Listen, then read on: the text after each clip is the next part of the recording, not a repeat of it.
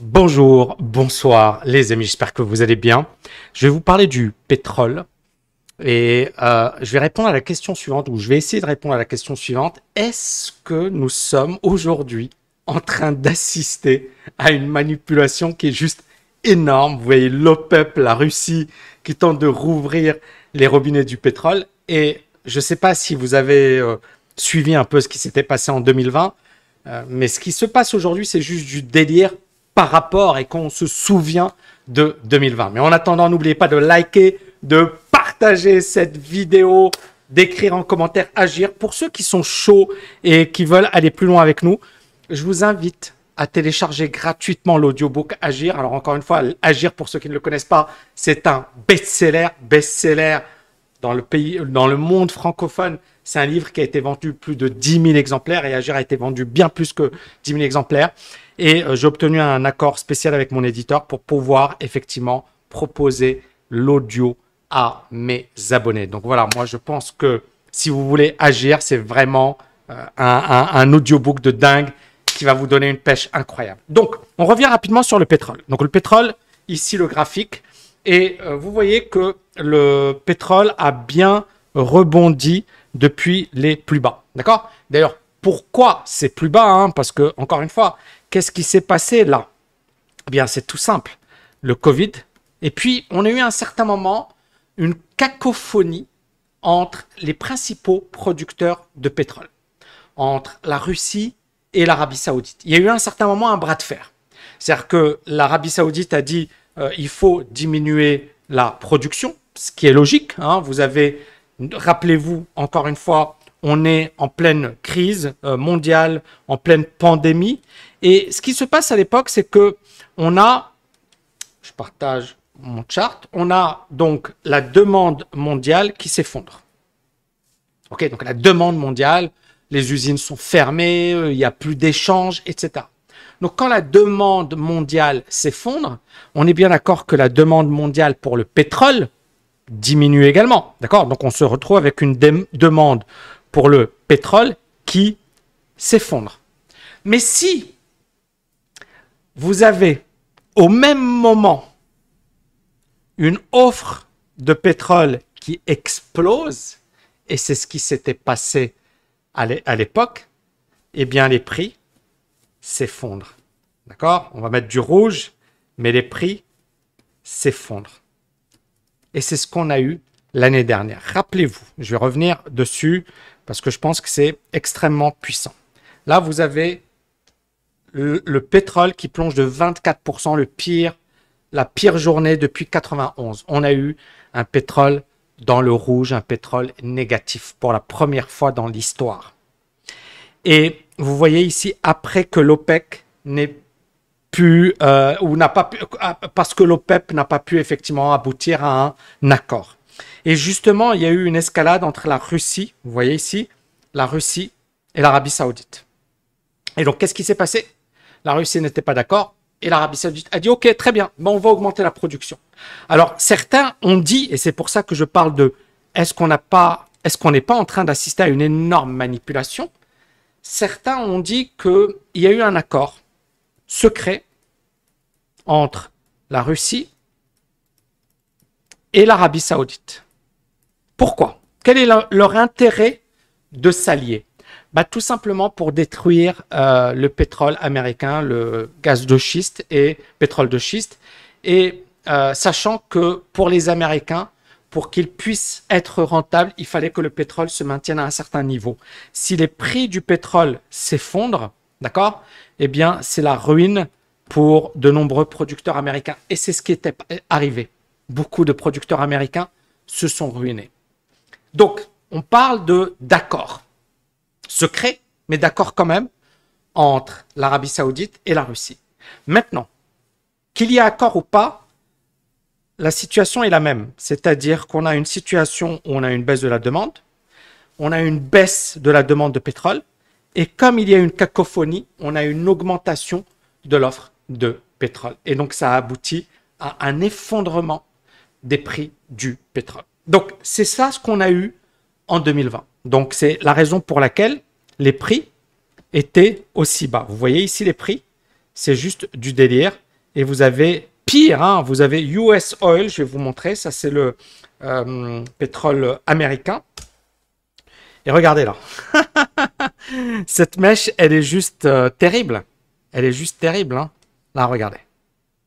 C'était la pire journée voilà, de mémoire, de traders, d'investisseurs. De toutes les manières, les 2 dernières années ont été juste incroyables et c'est pas fini.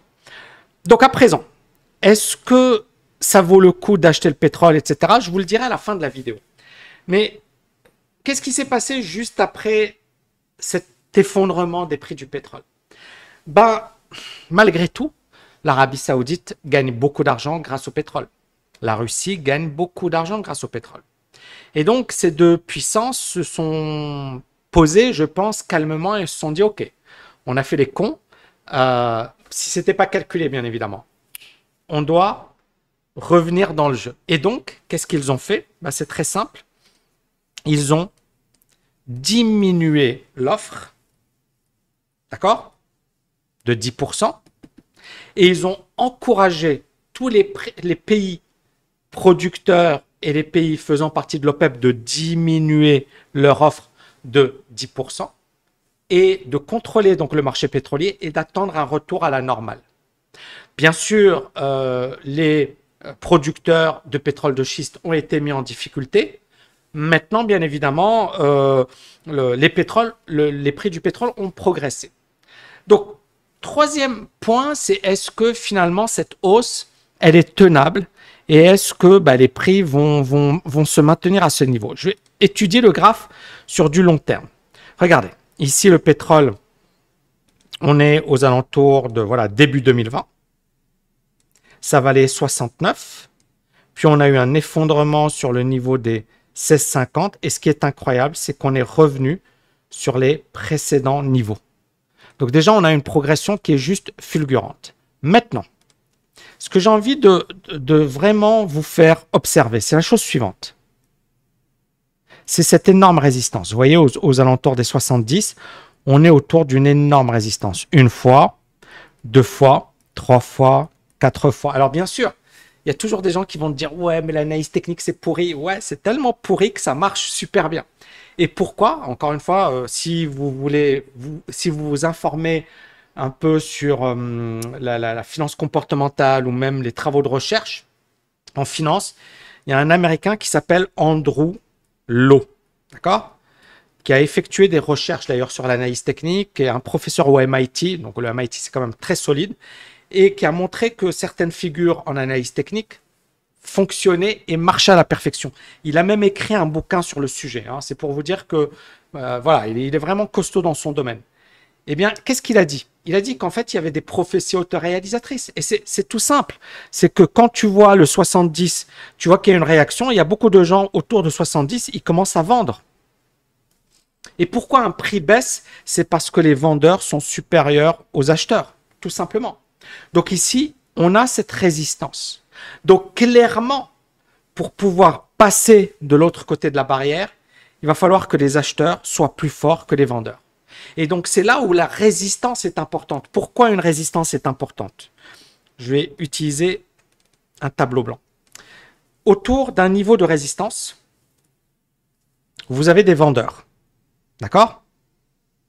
Donc, supposons que titre baisse. Et là, vous avez des acheteurs.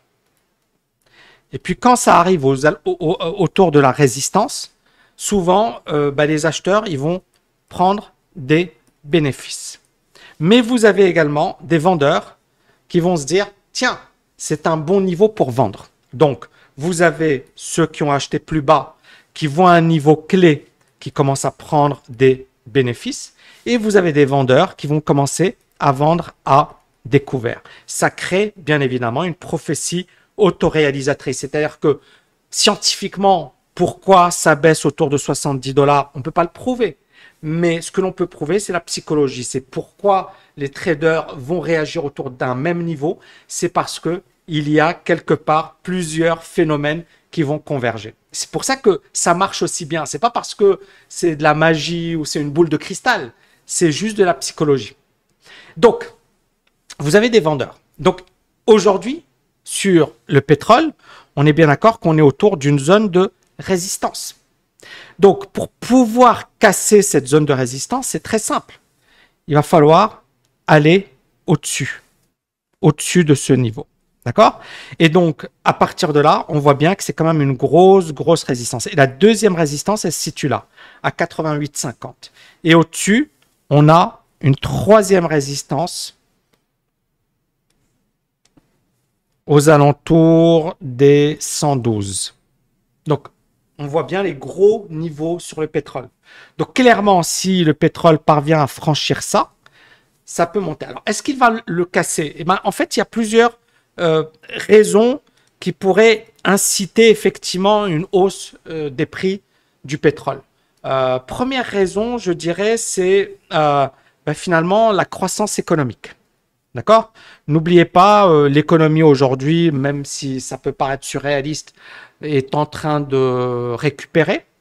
On a les vaccins, d'accord? On a un retour à la normale. Donc, il y a pas mal de phénomènes qui font que on se dit peut-être que voilà, l'économie va redevenir saine et donc on peut effectivement assister à une hausse des prix du pétrole. Ça, c'est la première raison. La deuxième raison, c'est, regardez ici, vous avez les stocks de pétrole. Et les stocks de pétrole aujourd'hui ont quasiment disparu. Vous voyez? Historic oil glut amassed in the pandemic, parce que durant la pandémie, personne ne voulait de pétrole et on a eu énormément de stocks qui se sont constitués. Ces stocks ont quasiment disparu. Et donc, vous voyez ici, voilà, les stocks, etc., accumulés durant le coronavirus ont quasiment disparu. Donc, vous n'avez quasiment plus de stock de pétrole. Et puis, on voit bien ici, OK, l'OPEP et la Russie tentaient de rouvrir les robinets du pétrole, mais ils contrôlent le marché. Et c'est pour ça que je vous parle de manipulation. Ils ont compris leurs erreurs, ils ont compris que l'union fait la force et qu'ils devaient s'allier pour justement maîtriser les prix du pétrole. Et c'est ce qu'ils sont en train de faire. D'accord? C'est ce qu'ils sont en train de faire, c'est-à-dire qu'ils sont en train de réussir leur coup. Donc, à présent, la question que vous allez sans doute me poser, c'est « Ok, Tammy, c'est super, mais est-ce qu'on n'a pas un danger? Est-ce qu'il n'y a pas un risque effectivement que ça se retourne ?» Oui, il y en a plein. Premièrement, bien évidemment, l'économie, elle n'est pas forcément au beau fixe. Deuxièmement, on a de plus en plus, on parle d'économie verte, d'accord? C'est-à-dire effectivement une économie soutenable, moins de consommation de pétrole, moins de recours à des... On a également de plus en plus le travail à domicile, la diminution de tout ce qui est transport, d'accord? On veut plus se déplacer, la baisse du tourisme. Donc, tout ça, ça pèse clairement sur les prix du pétrole. Et puis, bien évidemment, on a quelque part voilà, les énergies renouvelables, une conscience verte qui est de plus en plus marquée. Donc, est-ce que le pétrole peut se retourner? Encore une fois, pour moi, il y a vraiment le niveau sur un plan graphique. La technique, d'accord, vous voyez ici que sur un plan technique, c'était magnifique par là. Pour moi, c'était ça le gros niveau. On a eu effectivement un magnifique rebond. Ça continue de monter, c'est-à-dire on est autour d'une grosse résistance, mais le pétrole est toujours haussier. Maintenant, le risque, c'est bien évidemment qu'il ne parvienne pas à dépasser ce niveau, d'accord? Ou alors qu'il aille taper ce précédent niveau, et puis ensuite qu'on ait une consolidation ou une baisse, peu importe, d'accord? Ou qu'on ait une baisse de la croissance économique, une baisse des marchés mondiaux, etc., etc. Maintenant, il y a de plus en plus de personnes qui parlent d'un super cycle des matières premières, c'est-à-dire le pétrole, l'or, l'argent, le cuivre, plein de matières premières qui vont réaliser un boom. On avait eu le même phénomène dans les années 20, les Roaring Twenties, et il y a beaucoup de gens qui en parlent. D'ailleurs, est-ce que ça vous intéresse comme sujet de vidéo? Va-t-on assister à un super cycle des matières premières dans les prochaines années? Est-ce que ce n'est que le début de la hausse des matières premières? Pourquoi le début? Parce que finalement, voilà, on a pas mal d'entreprises qui ont disparu, on a des stocks qui sont faibles, on a finalement une économie qui est un petit peu euphorique, et peut-être que ça va peser, et on a également l'inflation, le risque d'inflation. Et quelque part, tout ça, c'est positif pour les matières premières. Parce que qui dit hausse des prix, dit hausse des matières premières également. Donc voilà, est-ce que ça vous intéresse? En attendant, n'oubliez pas de liker, de partager cette vidéo, de télécharger l'audiobook Agir. Hein. Vous allez apprendre énormément de choses. Et je vous dis à bientôt les amis. Ciao, ciao, ciao. Bonjour les amis, j'ai envie de vous poser une question. Est-ce que vous voulez agir? Est-ce que vous voulez agir? Parce que si c'est le cas, yes, je vous offre le livre audio Agir. Ce livre audio, c'est 22 € à la Fnac. Ce livre audio, c'est 8 heures de condensé, c'est 8 heures d'énergie, c'est 8 heures de motivation. Et c'est à toi aujourd'hui, il suffit de cliquer au-dessus, en dessous. Clique mon ami, ciao!